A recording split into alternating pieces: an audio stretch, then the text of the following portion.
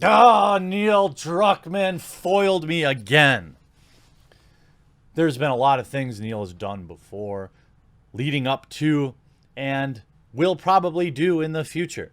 But I can't imagine a single worse thing than this. But before I get into that, just a little bit of The Last of Us 2 news. I want to point out too that almost 40% of my viewers are not subscribed. I cover a wide variety of topics. I know not all of them are interesting to all who subscribe. But I hope today will be the day that I earn you taking that mouse down to the little red subscribe button below the video. It'll just, make finding my videos much easier. You'll get notifications, and I really appreciate it. So this article coming out of Bounding into Comics, Naughty Dog VP Neil Druckmann to critics of The Last of Us Part 2's plot direction, that sucks, but the story is going to be a win for us. Making the media rounds to promote upcoming release of The Last of Us Part 2, Naughty Dog VP Neil Druckmann discussed the backlash to the game's spoiler-heavy leaked content, telling players dissatisfied with the game's plot direction, that sucks, but the story is going to be a win for us. On June 5th, Eurogamer published the first part of an interview with director Neil Druckmann, which featured a discussion with Druckmann about various aspects of The Last of Us Part 2 development. Again, boundingintocomics.com. While the first half of the interview focused on the game's direction and story, the second was spent addressing the elephant in the room. As reporter Aofi Wilson asked if the leaks had any impact on the studio. Druckmann responds, "They sucked. You've worked on something so long, and then they have to come out the way it did was disappointing. To myself and other members of the team, sorry. But quickly we huddled together, and we wanted to discuss it." He continued, "First of all, the leaks of The Last of Us 1 stuff. First of all, The Last of Us 1 had stuff leak. Uncharted 4 had a truck where the games were stolen off that truck, and people were posting the ending early.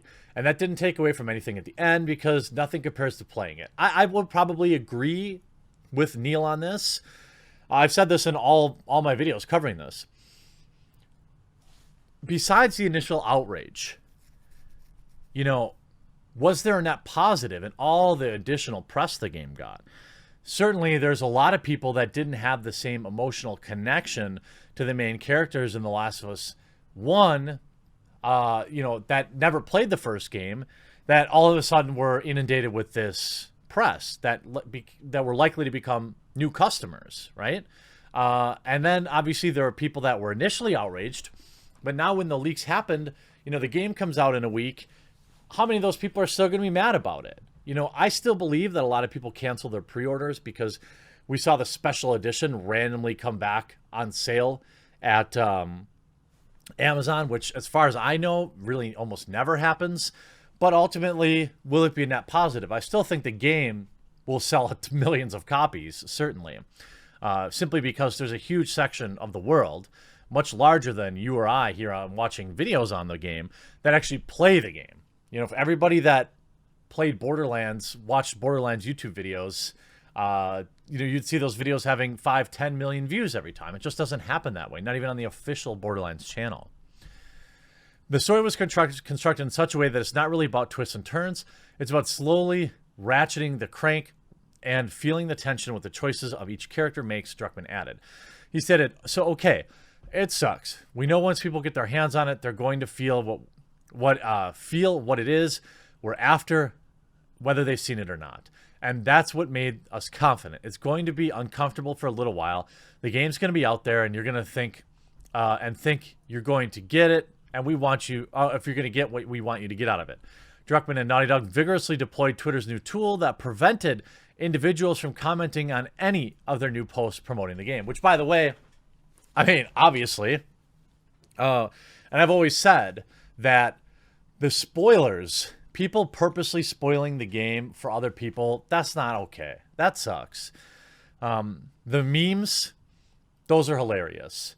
And using Twitter's DMCA tool to take videos down or memes down, not okay. And we know it wasn't just Muso Limited, but we saw several DMCA takedowns by Sony themselves. These were initially thought to be just outright re-uploads of the content of the game early. Then that was refuted. But from what I can tell, Sony has since retracted all those claims, which, they never should have put there in the first place. But nonetheless, the Streisand effect is very real. Druckmann directly addressed said critics beginning, there are a lot of feedback that came out. Our take on this is, you don't know, right? There's so many false things out there. We don't want to go out there and correct anything because we'll be spoiling the game in a way by saying what it isn't. We're kind of saying what it is. He continued, and then as far as the kind of characters we put in our game, we try our best. We made a journey with Ellie and who she is. It's been defined in the previous games. We're going to continue to go forward. She's now 19. How do we explore all the facets of what it's like to be 19? You think you're invincible. You think you know what's right and wrong in the world. You are attracted to people. You are into people that you're into. Those are all things we want to explore with the character. That's how we do honest storytelling. Druckmann then declared, so if you have some sort of problem with that, well, then that sucks. But the story is going to be a win for us. It's ironic or maybe sad. I think that people will benefit from the most of the kind of story of the people yelling the loudest. So we hit that yesterday, I think, right? Ultimately, Druckmann added, we're finally getting it into people's hands to see the meticulous journey that we've crafted for Ellie and how the events affect her. The highs and lows of that journey. There are beautiful, sweet moments and these dark, hard moments to deal with, and you want to be challenging, right? It's like, yes, there are games that are just comfort food. This is not one of those games. There are moments in the game that are comfort food, and there are moments that are really challenging emotionally to play through. That's part of the design of it, he concluded. Now, maybe this game will end up going down in history as still one of the best. I don't know. I've said, honestly, in my coverage, I'm not one of the people that was offended by what they did to the main characters because I wasn't invested in it. I still don't love the way things ended for Arthur Morgan in Red Dead Redemption 2. You can have games, but I still love the game.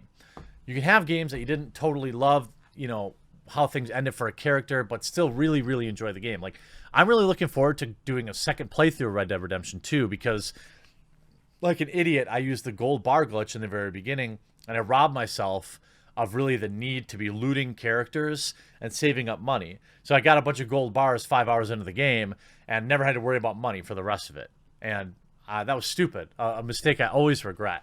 And Neil came out to say, he's undecided on whether his next IP will be The Last of Us 3 or a new IP. Well, I imagine that's probably going to go down with the sales. I can't imagine they don't make a Last of Us Part 3. The game will sell quite well, I'm sure. In a huge interview article with GQ, Druckmann explains that it's so close to the release of Last of Us Part 2, his thoughts have inevitably began turning to the next project. As you start wrapping things up creatively, there are a few responsibilities my mind can't help but think about what's next. Druckmann gives no indication as to what he prefers, with GQ paraphrasing his mindset as ultimately the best idea wins. People are always going to do another one, but focus on all new characters, or do it in Europe or Japan or something really different. Druckmann describes that approach as the coward's way out. As to reinforce the idea that any Last of Us sequel will focus on the same kind of locations and characters, Druckmann added that if you were to wildly change the setting or protagonist, to me at that point, you might as well just do another IP. He's obviously going to have some work to do on The Last of Us Part 2 TV show. But now to his ultimate betrayal. Back in 1914, all right, 106 years ago, there was something called the Christmas Truce. And it was a series of widespread, unofficial ceasefires on the Western Front during the First World War around Christmas of 1914. The truce occurred during a relatively early period of the battle, month 5 of 51. Hostilities had lulled as leadership on both sides reconsidered their strategies following the stalemate. Even in the truces were not unique, due to the Christmas period, and reflected the mood of live and let live, where infantry close together would stop overtly aggressive behavior and often engage in small-scale fraternization, engaging in conversations, or even bartering for things like cigs. In some sectors, there were occasional ceasefires to allow soldiers to go between lines and recover wounded. The Christmas Truce is a famous 2-day period during 1914. And yesterday, that jerk Neil Druckmann commented, I've never interacted with him in my entire life. And I have been very hard on him, even in my latest video calling him Neil Cuckman, which I know is not unique. I put out this video yesterday talking about Indy. And I kind of went about my day, and I checked the thread because I needed some encouragement. And look who is at the top of the freaking thread. Neil Druckmann himself. Hey man, this video happened to pop up on my YouTube for obvious reasons. And by the way, I haven't really been putting out anything positive about his game. I found it really moving. Losing a pet is like losing a family member. I've been there and it sucks. Just wanted to reach out and say sorry for your pain. What a monster. What an absolute monster. And I replied, for all my dumping on you, Neil, way to stay classy. So maybe Neil will watch this video, and maybe he won't. But I appreciate you injecting a little humanity into everything here and really reminding me that there are people on the other side of this, that people at these video game studios do watch my videos. And while that might not necessarily change how I report on something, what it might do is cause me to just really think twice about getting too personal, being too nasty about it. I can't really remember anything specifically bad in these videos, but I appreciate the dose of humility and a reminder that we're all humans. So, Neil, you got me, bud. I appreciate the kind words, and I appreciate all of you watching. I hope you enjoyed this video. We'll talk to you again real soon.